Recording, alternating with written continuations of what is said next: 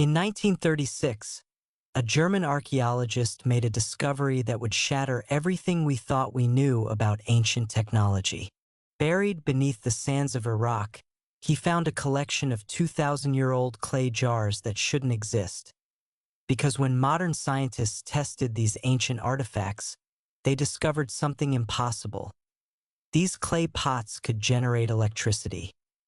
The Baghdad Battery challenges the very foundation of our understanding of history. Did ancient civilizations master electrical technology 1,800 years before Alessandro Volta supposedly invented the battery?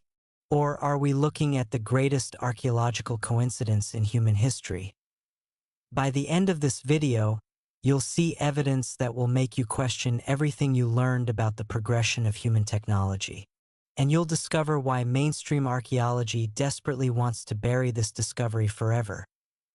But first, if ancient mysteries that rewrite history fascinate you, hit that subscribe button and prepare to have your mind blown. The year is 1936. German archaeologist Wilhelm Koenig is working near Baghdad, Iraq, excavating the ancient Parthian settlement of Kujut Rabu. As he carefully brushes away 2,000 years of accumulated sand and debris, his hand touches something that will haunt him for the rest of his life. It's a clay jar, about 5 inches tall, containing what appears to be a copper cylinder wrapped around an iron rod. Koenig's first thought is that it's some kind of ancient scroll case. But as he examines it more closely, a terrifying possibility begins to form in his mind. This isn't a scroll case. The copper cylinder is sealed at the bottom. The iron rod is corroded in patterns that suggest chemical reactions. And the clay jar shows evidence of having contained some kind of acidic liquid. Koenig realizes he's looking at what appears to be an ancient battery, a device that could generate electrical current using the same basic principles that power modern batteries. But that's impossible, right? Electricity wasn't discovered until the 18th century. The first battery wasn't invented until 1800. Ancient people were primitive, technologically backward civilizations that barely understood metallurgy, let alone electrochemistry. Or were they? If you're ready to dive deep into one of archaeology's most controversial discoveries, show some love with a like. This is the kind of evidence that challenges everything we think we know about the past. To understand why the Baghdad Battery is so controversial, we need to examine exactly what Koenig found and why it defies every expectation about ancient technology. The objects Koenig discovered consist of 3 main components: a clay jar about 5.5 inches tall, a copper cylinder that fits inside the jar, and an iron rod that slides through the copper cylinder. The copper cylinder is capped at the bottom and has an opening at the top where the iron rod protrudes. But here's what makes this discovery extraordinary. When you add an acidic solution, something as simple as vinegar or citrus juice, to this configuration, it generates electrical current. Not a lot of current, but measurable electrical activity nonetheless. Modern reconstructions of the Baghdad Battery produce between 1.1 and 2 volts of electricity, enough to power a small light bulb or cause noticeable electrical sensation when touched. Koenig wasn't the first to find these objects. Similar devices had been discovered in the region as early as 1898, but archaeologists had dismissed them as storage jars or religious artifacts. No one had considered the possibility that they might be technological devices. Why? Because according to mainstream historical narrative, electricity wasn't discovered until William Gilbert wrote about electrical phenomena in 1600. The first battery wasn't created until Alessandro Volta's experiments in 1800. Ancient people supposedly lacked the scientific knowledge to understand electrical principles. But the Baghdad Battery suggests that someone somewhere 2,000 years ago understood enough about electrochemistry to create functional electrical devices. And that possibility terrifies mainstream archaeology. Koenig's discovery should have revolutionized our understanding of ancient technology. Instead, it was systematically ignored, dismissed, and buried by the archaeological establishment. Why? Because the Baghdad Battery doesn't fit the accepted narrative of technological progress. We're taught that human civilization advances in a linear fashion, from primitive to sophisticated, from ignorant to enlightened. The idea that ancient people might have possessed advanced knowledge that was later lost challenges the very foundation of how we understand history. Koenig published his findings in 1940, but World War II overshadowed his discovery. When archaeologists finally began paying attention in the 1950s and 60s, their response was swift and predictable: denial.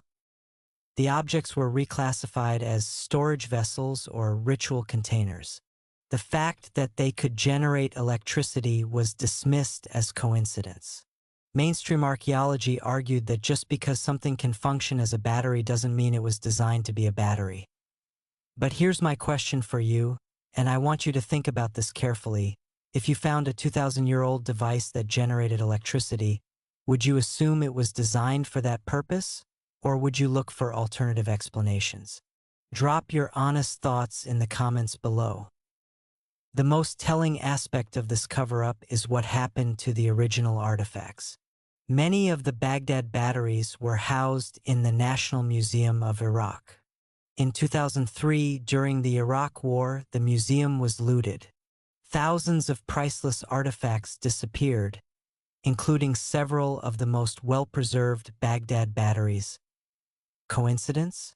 Or was someone ensuring that these controversial objects would never be subjected to modern scientific analysis?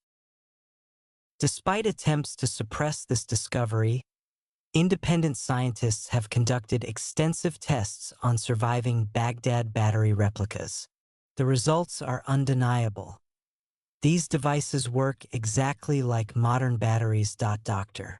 Arne Egebrecht, director of the Romer and Pelazius Museum in Germany, constructed an exact replica of the Baghdad battery using the same materials and techniques available to ancient craftsmen. When he filled it with grape juice, a substance readily available in ancient Mesopotamia, the device produced 0.87 volts of electrical current. But Egebrecht went further. He used his replica Baghdad battery to electroplate a thin layer of gold onto a silver figurine, a process that requires sustained electrical current. The experiment was completely successful. This means that ancient people didn't just stumble upon electrical generation by accident. They understood enough about electrochemistry to use electricity for practical applications. The electrochemical principle behind the Baghdad battery is identical to modern batteries. Two different metals, copper and iron, in an electrolytic solution, acidic liquid, create a flow of electrons from one metal to the other. This is basic electrochemistry that we thought wasn't discovered until the 18th century. But the Baghdad battery proves that someone understood these principles at least 1,800 years earlier. The question is, who were they, and what did they use this knowledge for? Modern analysis of the copper cylinders shows evidence of corrosion patterns consistent with prolonged exposure to acidic solutions. This wasn't a one-time experiment. These devices were used repeatedly over extended periods. Someone in ancient Mesopotamia had developed a sustainable electrical technology, and then, somehow, that knowledge was lost to history. If ancient people really did master electrical technology, what did they use it for? The possibilities are both fascinating and disturbing. The most commonly proposed theory is electroplating, the process of using electrical current to coat one metal with another. This would explain why some ancient artifacts show impossibly thin, uniform layers of gold or silver that are difficult to achieve through traditional metallurgy. Consider the famous golden artifacts of ancient Mesopotamia, Egypt, and South America.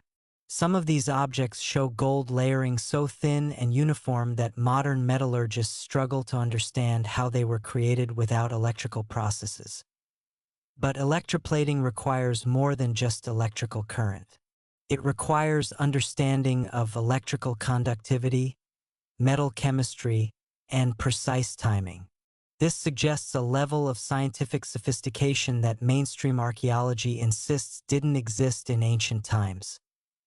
Another theory is even more intriguing: electrotherapy. Ancient medical texts from Egypt and Mesopotamia describe treatments involving divine sparks and lightning medicine for various ailments. The Edwin Smith Papyrus, dating to around 1600 BC, describes medical procedures that involve what sounds suspiciously like electrical stimulation for treating paralysis and chronic pain. Could ancient physicians have been using Baghdad batteries for primitive electrical medical treatments? But perhaps the most disturbing possibility is that electricity was used for psychological manipulation. Imagine being an ancient priest or ruler with access to electrical technology that your subjects couldn't understand. You could create divine experiences by delivering electrical shocks through metal temple fixtures. You could make sacred objects seem to possess supernatural power. You could literally control people through their fear of incomprehensible technology. This might explain why knowledge of electricity was eventually suppressed or lost. Perhaps it became too dangerous, too easily abused by those in power. The Baghdad Battery isn't an isolated discovery. Similar objects have been found across the ancient world, but mainstream archaeology consistently refuses to acknowledge their electrical properties. In Egypt, archaeologists have discovered what they call Leyden jars, ceramic containers with metal components that match the basic design of the Baghdad Battery. These have been dated to around 2500 BC, making them even older than the Mesopotamian examples in South America. Ancient cultures created intricate gold work that shows evidence of electrical processing techniques. The precision and uniformity of some pre-Columbian gold artifacts are nearly impossible to achieve without electrical current. But perhaps most intriguingly, ancient texts from multiple civilizations contain references to divine fire, sacred lightning, and sparks of the gods used for both healing and spiritual purposes. The dendrolite relief in Egypt shows what appears to be an electrical device, complete with what look like power cables, insulators, and electrical components. Mainstream Egyptology insists this depicts symbolic religious imagery, but electrical engineers who examine the relief see unmistakable representations of electrical technology. Why is there such resistance to acknowledging ancient electrical knowledge? The answer reveals something disturbing about how historical narratives are constructed and controlled. Our entire understanding of technological progress is based on the assumption that knowledge accumulates linearly over time. We're more advanced than our ancestors because we know more than they did. But what if that's wrong? What if ancient civilizations possessed advanced knowledge that was later lost, suppressed, or deliberately destroyed? If that's true, what else might we be wrong about? Share your thoughts in the comments. This is exactly the kind of discussion that helps us think critically about accepted historical narratives. The Baghdad Battery suggests that human technological development isn't linear at all. It's cyclical, with periods of advancement followed by periods of decline and knowledge loss. Today, the Baghdad Battery exists in a strange state of archaeological limbo. The evidence for its electrical properties is overwhelming, but mainstream academia continues to ignore or dismiss it. Dr. St. John Simpson of the British Museum represents the official position. These objects are storage jars that happen to be capable of generating electricity, but there's no evidence they were designed for that purpose. But Simpson's argument reveals the circular logic of archaeological orthodoxy. He argues that because we have no evidence of ancient electrical knowledge, these objects couldn't have been electrical devices. But we have no evidence of ancient electrical knowledge because objects like the Baghdad Battery are consistently dismissed as non-electrical. The few scientists who have seriously studied the Baghdad Battery face professional ostracism. Their research is excluded from major archaeological journals. Their theories are dismissed without serious consideration. Their careers suffer for challenging established narratives. This isn't science, it's dogma enforcement. Meanwhile, the original artifacts continue to disappear. The 2003 looting of the Iraq National Museum eliminated many of the best-preserved examples. Other specimens have been misplaced or lost in museum collections worldwide. It's almost as if someone wants to ensure that serious scientific analysis of these objects becomes impossible. But perhaps the most telling evidence for the Baghdad Battery's authenticity is the desperation with which it's being suppressed. If these objects were really just coincidental storage jars, why would mainstream archaeology work so hard to discredit them? The intensity of the opposition suggests that the Baghdad Battery represents something genuinely threatening to established historical narratives.